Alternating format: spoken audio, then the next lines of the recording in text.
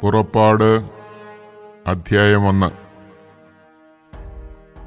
യാക്കോബിനോടുകൂടെ കുടുംബസമേതം ഈജിപ്തിൽ വന്നുചേർന്ന ഇസ്രായേൽ മക്കൾ ഇവരാണ്: Reuben, Simeon, Levi, Judah, Issachar, Zebulun, Benjamin, Dan, Naphtali, Gad, Asher.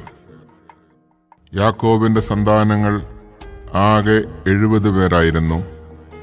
Joseph നേരത്തെ തന്നെ ഈജിപ്തിൽ എത്തിയിരുന്നു. ജോസഫും സഹോദരന്മാരും ആ തലമുറ മുഴുവനും മരിച്ചു.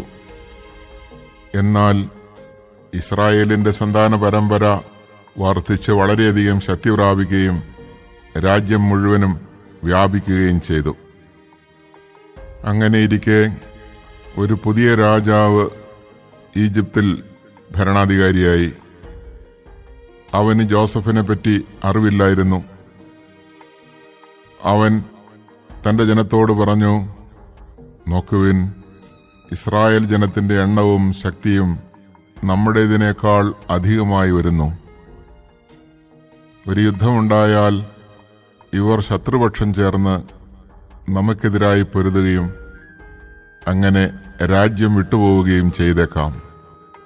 അതിനാൽ അവർ സംഖ്യയിൽ വർദ്ധിക്കാതിരിക്കുവാൻ നമുക്ക് അവരോട് തന്ത്രപൂർവം പെരുമാറാം.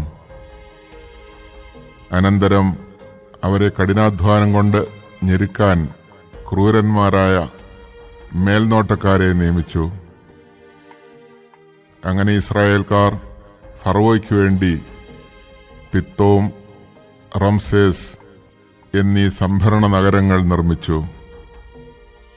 എന്നാൽ പീഡിപ്പിക്കും തോറും അവർ വർദ്ധിക്കുകയും വ്യാപിക്കുകയും ചെയ്തുകൊണ്ടിരുന്നു. ഈജിപ്തുകാർ ഇസ്രായേൽ മക്കളെ ഭയപ്പെട്ടു തുടങ്ങി. അവരെക്കൊണ്ട് നിർദ്ദയം അടിമവേല ചെയ്യിച്ചു. കുമ്മായവും ഇഷ്ടികയും കൊണ്ടുള്ള പണികളും വയലിലെ വേലകളും കഠിനാധ്വാനവും കൊണ്ട് അവരുടെ ജീവിതം ക്ലേശപൂർണമാക്കി. മർദ്ദനത്തിൻ കീഴിൽ അടിമവേല ചെയ്യുവാൻ ഇസ്രായേല്യർ നിർബന്ധിതരായി. ഈജിപ്ത് രാജാവ് ഷിഫ്ര, പൂവ എന്നു പേരായ 2 ഹെബ്രായ സൂതികർമ്മിണികളോട് പറഞ്ഞു, നിങ്ങൾ ഹെബ്രായ സ്ത്രീകൾക്ക് പ്രസവ ശുശ്രൂഷ നൽകുമ്പോൾ ശ്രദ്ധിക്കുവിൻ. പിറക്കുന്നത് ആൺകുട്ടിയെങ്കിൽ അവനെ വധിക്കണം, പെൺകുട്ടിയെങ്കിൽ ജീവിച്ചു കൊള്ളട്ടെ. എന്നാൽ ആ സൂതികർമ്മിണികൾ ദൈവഭയമുള്ളവരായിരുന്നതിനാൽ രാജാവ് പറഞ്ഞതുപോലെ ചെയ്തില്ല. അവർ ആൺകുട്ടികളെ ജീവിക്കാൻ അനുവദിച്ചു. ആകയാൽ രാജാവ് സൂതികർമ്മിണികളെ വിളിച്ചു ചോദിച്ചു, നിങ്ങൾ എന്തുകൊണ്ട് ഇങ്ങനെ ചെയ്തു? ആൺകുട്ടികളെ കൊല്ലാതെ വിട്ടത് എന്തുകൊണ്ട്? സൂതികർമ്മിണികൾ ഫറവോയോട് പറഞ്ഞു, ഹെബ്രായ സ്ത്രീകൾ ഈജിപ്തുകാരികളെ പോലെ അല്ല. അവർ പ്രസരിപ്പുള്ളവരാകയാൽ സൂതികർമ്മിണി ചെന്നെത്തും മുമ്പേ പ്രസവിച്ചു കഴിയും. ദൈവം സൂതികർമ്മിണികളോട് കൃപ കാണിച്ചു.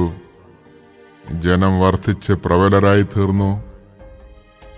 സൂതികർമ്മിണികൾ ദൈവഭയമുള്ളവരായിരുന്നതുകൊണ്ട് അവിടുന്ന് അവർക്ക് സന്താന പരമ്പരകളെ പ്രദാനം ചെയ്തു.